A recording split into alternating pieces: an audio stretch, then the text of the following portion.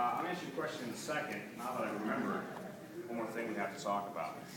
Last year, when we announced that we had this awesome relationship with Lucasfilm, the single most common question that I got was, where is this? Woo! Yeah!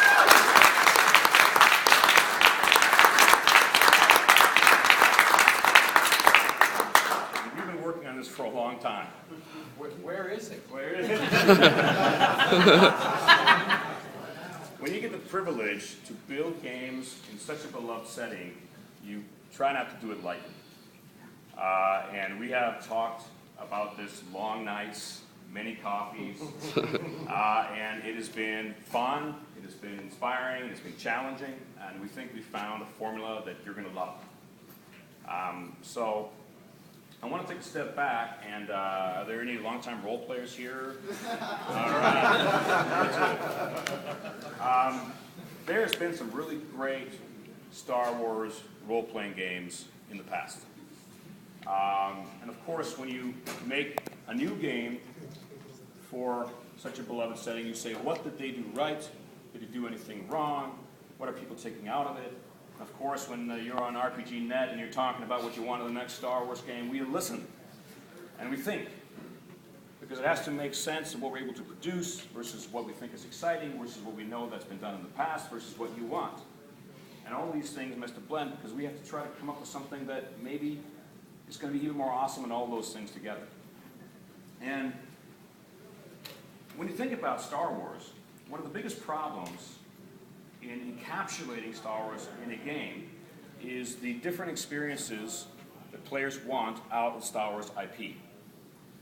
Some people believe that the Rebel Alliance fight against the Imperium is the heart, is the core of the IP, and it is what really resonates with them. Some people love the Boba Fett level, the Han Solo, the smugglers, and the Outer Rim, and the exploration. And some people think that the Jedis, and the Force, and the grand grand emotional struggle between the dark side and the light side is the most important part of the Star Wars IP. So how do you make a game that really encapsulates all those different experiences, all those different power levels? If I'm a startup bounty hunter, how am I ever going to take down a Jedi? You know, these are really inherent questions that you really have to try to think seriously about. And we've really looked at our experience in role-playing games. We've done role-playing games for a very, very, very long time, and I think we're doing better than we ever have done. And one of the biggest successes we've had is with, for instance, with a game like Warhammer 40K role-playing game. Got a lot of experience from there. And so when we sat down and thought about Star Wars, we thought maybe the best idea for Star Wars is not to make a role-playing game, but is to make role-playing games. Ooh, that's interesting. So I'm really excited to announce today that in early 2013, we will release Edge of the Empire. Edge of the Empire is a Star Wars role-playing game that is going to encompass the scum and villainy, the smugglers, the outer rims, the lifestyle of colonization, exploration, and living on the fringe of Imperial society. It is going to be for the people who want the Han Solo experience, who want the Boba Fett experience, and who really believes that that is the heart of it. It will also, of course, because the Force is a central component to the Star Wars IP. All the games I'll announce today will all, of course, have a common Force thread. In 2014, we will release Edge of Rebellion, which will focus on the martial war, on capital ship combat, on all of the details of the rebellion and the struggle and the politics of the actual galaxy, of course the Empire, the Imperial Navy. And finally, of course, 2015, Force and Destiny. All these games will be fully cross-compatible. We've learned a lot from our 40K experiences. So at the end, we'll be able to have a really detailed experience in the Star Wars IP. You can play cross-compatible with all these 3 different games, and we're going to be able to release supplements for them that really gives you the best possible experience for the experience you want in the Star Wars IP. So if you're not into Han Solo, you're going to wait another year. But we're going to give you, hopefully, the Star Wars experience in a very detailed, excellent way for you. And of course, if you want all of it, we're going to really cast a broad canvas. It's going to, hopefully, in the end, really make an awesome Star Wars experience. One of the really fun things about the game is that we also learned some other lessons from another game that we put out called Warhammer Fantasy Roleplay. And we try to do a lot of really innovative new things with Warhammer Fantasy Roleplay. We put a lot of cards in there to put some physical aspects to it. But there was one thing in there that everybody that played that game thought was just amazing, which is we had special dice, special narrative dice. And we thought this kind of mechanic was really novel, and we're going to take that and we're going to port that over into the Star Wars IP. Good. So this game is going to be published like a normal role-playing game with awesome big books, and it's going to have special custom dice that is going to be available to purchase. There will also be, I'm proud to say, a iOS and Android app that will be able to allow you to roll those dice. And that app is going to be available this evening. Oh, wow. Woo. Edge of the Empire beta. Resonates a little bit with what we're talking about. Then it's going to be a 220-page full-color book. It's going to be a complete game. It's going to be devoid of a lot of the setting and stuff. It's a complete game the same way that Only War is. It is going to be $29.95. It's going to be available from our store online. And we work with a lot of retailers out there that we're going to get playtest kits for. You're going to get this limited edition, only 5,000 copies are going to be made, book. And you can participate in the online beta that we have, or you can just have the collectible and you just play the game immediately. If you know the Star Wars universe, you can play it right away. A lot of people do. So if you're a retailer and you want to participate in this beta, you can come to us and we can make these books available to you. And in the book, there is a dice sticker sheet, full color dice sticker sheet. So if you want to play, and this is a beta book, we may not have the final dice available to purchase, you can create your own. All part of the package.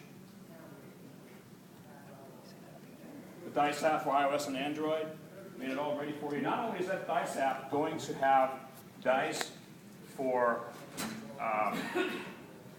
the role-playing game, it'll also have the dice for X-Wing. It'll also have regular polyhedral dice for all the various roles. It's really awesome. Check it out. It's going to be $4.99. It's going to be able to Android and iOS. Isn't that awesome? That's fantastic.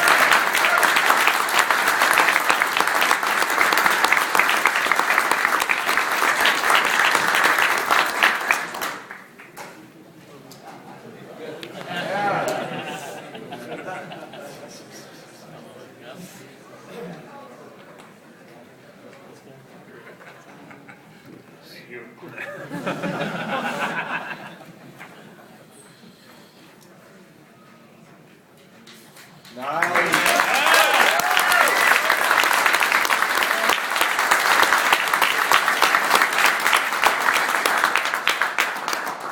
This is awesome. You know what's even more awesome? Everybody in this room gets a free copy.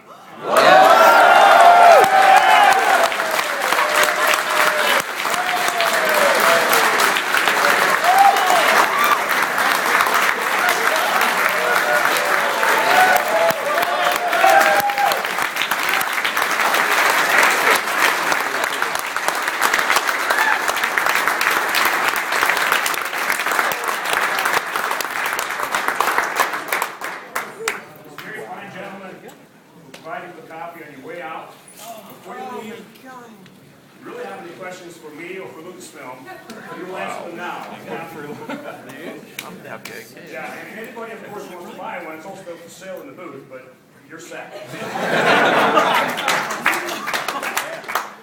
Is there any plans for, outside of the time frame roughly when the movies begin and shortly thereafter?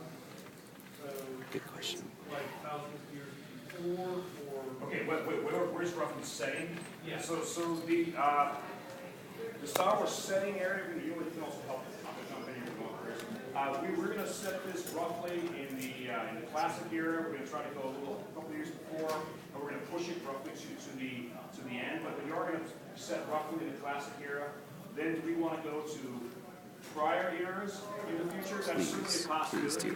But we're going to focus right now on the classic era, and I think it's more or less. I mean, it is a role-playing game, so you can set it wherever you like. But most of the materials and assets and guns and ships and all that stuff is going to be classic era. Questions, bud? Yeah. LCGs. Yeah. So, Cthulhu is going to the once quarterly box. Talk about that. Is there a future start to have more LCGs or some others that go that way? Or? So the question is, what are we doing with our LCGs? The Call of Cthulhu LCG has been going now for about 3 years. And our research has showed us that the fan base for that particular game really prefers to have just single releases a little less frequently. And so we decided to do that. Another reason for that is that as a retailer, as you're adding LCGs, sometimes it's beneficial not to have a SKU every month. And so there's some SKU creep that actually happens there. And so we have to evaluate some games that works better for others. And in our opinion, having talked to Cthulhu players, they preferred that option because it allows us to do a little more narrative and a little more depth. There is no plans right now to do that with any of the other LCGs. We can see how that's going to work. Is that all right? That's your question? Yeah, and one last follow-up. Any thought to Well, okay. LCGs typically have a monthly release, and we're asked often, do we have a subscription model? We believe very strongly in supporting the hobby game retailer, and so a subscription model would circumvent that in some ways, and we've tried to think about how we can work with them on such a thing. But there really isn't anything keeping your local retailer from subscribing this to you, just like we do a comic book pull.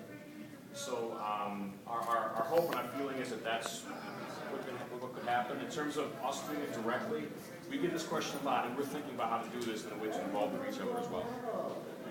Jay? Chris, if you want to learn more about the role games, are you where they can go and find out more?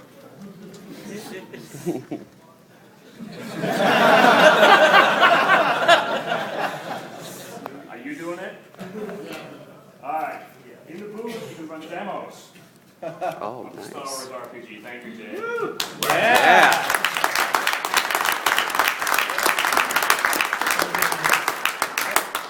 And Jay will be running it. Jay actually was the principal architect behind the system in Warhammer Fantasy Roleplay with the special narrative dice, and he has built all the foundations of the Star Wars role-playing game system. We're really excited about it, and you get to play with the designer. So go check it out. First off, I want to really applaud that you guys are working on the classic Star Wars IP. I think that's a failure that previous owners of the IP had failed on. Second, are you planning on releasing any like a box set like you had for the Warhammer Fantasy with a bunch of like fancy cards and dice? Good question. No, we are not. We'll do a starter kit, so an introductory starter kit, which will have some materials in there to help. But there's not going to be the same level of accessories that we do with Warhammer Fantasy. Good question. Yep. Does it allow you to play a Darksider campaign or more evil type campaign right off the bat? I don't think so. Smugglers and bounty hunters. Smugglers and bounty hunters. No, this was true. Yeah, this is well, Jay. You are on the outskirts of the Empire, so it depends on your definition of evil. The Imperials certainly don't think they're evil. But you get to play the fringes of society, which opens up a lot of gray areas for how you want to conduct yourself. But I will be down at the table demoing and answering questions like that if you want to stop by and learn a little bit more about I mean, certainly there's a bounty hunter class. it. Yeah. Yep. So I mean, there's a lot of class. But you will all be able to check out the book in a couple of minutes. Yeah.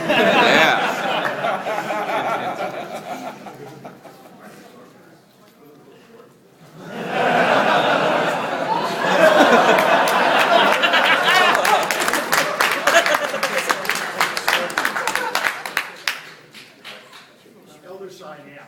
Yes. Enormous fun. Can you talk about anything that's available, coming up for that, and specifically, and iOS, Android apps? No. And it's like-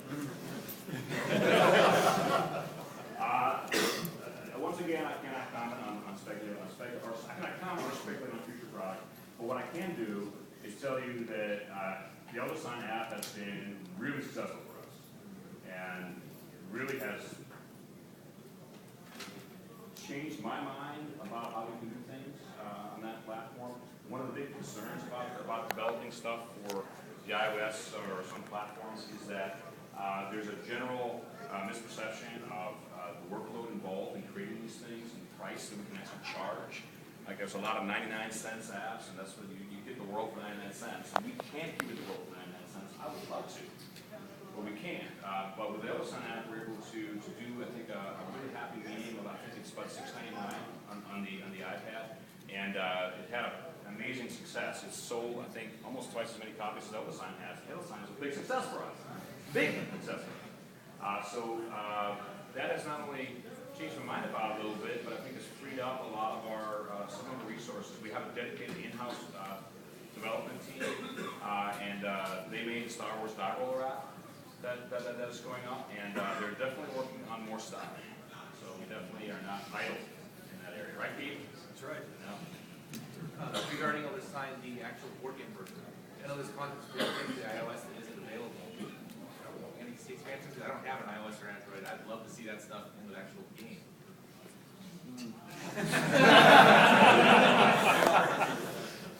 We love Elder Sign.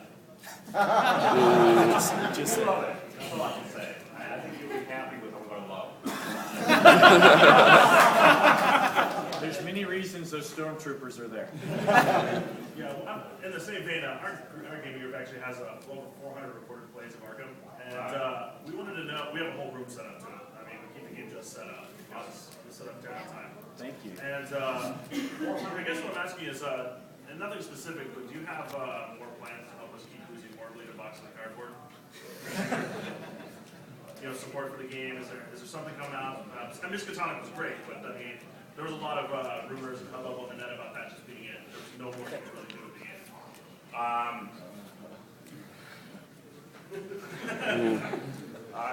And you're making my job hard.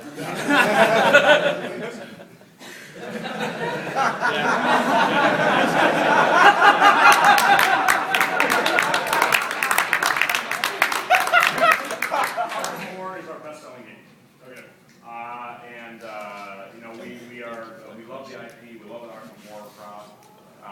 We have, of course, delivered I think, a very substantial amount of support for that game. But I can tell you that in no way are we idle in the Arkham Horror space. It's not an abandoned line.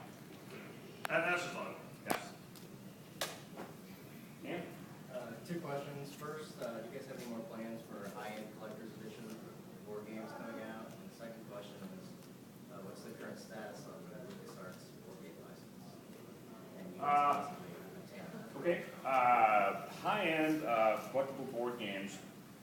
The last one, if you can help me recall, was the War of the Ring Collector's Edition. That was an amazing product. I cannot take credit for it. However, it was created by Nexus Games, which are a great little design studio, and they made the War of the Ring game, and they're the ones responsible. We were merely the happy custodians of distribution for that game. So we don't have any current plans to do any high-end collectible games right now.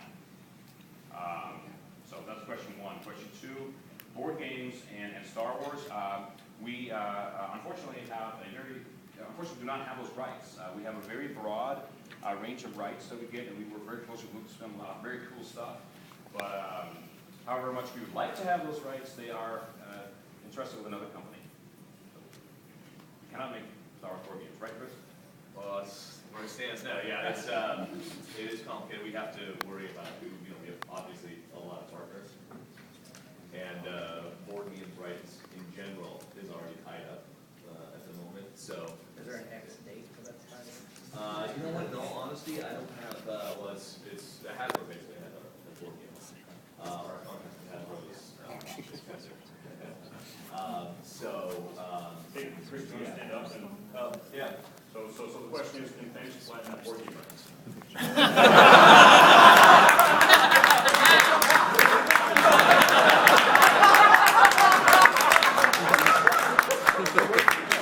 The answer is there is no easy answer. It's, we have a lot of partners with a lot of rights tied up. So the board game side of it is currently tied up. So it's something that we've had discussion about. But Well, I mean, we all have respect that when companies have rights, you know, they have the rights and they do a great job with their rights. Our rights is not in that field. We're going to produce some awesome games, though, and we're pretty excited about it. Could that be a partnership opportunity for Fantasy Flight? What? Could that be a partnership opportunity for Fantasy Flight? Possibly. Possibly. Yes, sir. Any plans in the works that you can talk about miniatures for Star Wars? Either as a Good sports question. role-playing game or as a standalone, non-Starship thing? Yep. We were working on stuff. So I think it's safe to assume, we talked about the rights that we do have and the rights that we don't have. You know, we do not have board game rights, but as Christian said earlier, we have a broad range of rights. Those rights include card games, role-playing games, and miniatures games. Thank you. Yep. And we are, you'll see 4 new miniatures today. The Millennium Falcon, Day One, and so on. Okay. Yes, sir. Edge of the Empire, I think it's fantastic that you're doing a print beta. Will there also be an electronic beta? There will not be an electronic beta, just due to some restrictions that we face in that area. So we're going to just do the paper copy. Just a question about your rights with Star Wars. Say if you do a miniatures game, is it not allowed to have like a grid type board? Really? Well, I don't know where the distinction lies there. Probably stormtroopers back there, right?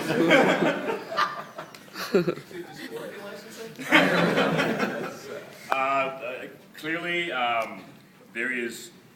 there are definitions and there are gray areas of definitions, and we try to work them out in a way that's fair for all the license holders. And I think LFL are very good custodians of what we should and should not do in a way that's fair to everybody. What do you guys have for a team of lawyers to figure all this stuff out? Are you serious? You figure this out? You gotta work on this yourself. I am rather legal. I'm not a lawyer, though. But we have, we just this year, we have hired our first legal coordinator who helps me with a lot of the legal stuff. That is one of the last hats usually that you give off. But in general, we work with several attorneys, one for IP and one for business law and employment law and stuff like that. But in general, it's been good. I mean, I've been working on license contracts for 15 years, and while some are a little bit longer than others, they're basically the same at heart. They make a lot of sense. You have a property, you want to give it to somebody, you want to have some say what they do with it, and there's a duration, and there's some money that changes hands, and so on. So it's not super difficult. We've never really had any big issues, but certainly the contract work and is not an insignificant amount of my day. Is Hasbro amenable to releasing more of the rights to those old Avalon games? Line them up. We got 4 games from Avalon. The old Avalon Hill Hasbro games. We got Netrunner is one, Merchant of Venus, Nexus Ops, and Forces America. Are they amenable? Well, they're amenable to get those 4, and those are currently is what encompasses our contract with them. So never say never, but they've been really great to work with. And they've been helpful in ironing and help us navigate some of the issues with Merchant of Venus, for example. And so we'd love to work with them again. My question, sorry to change gears, but about your B2B store. Yeah. Mainly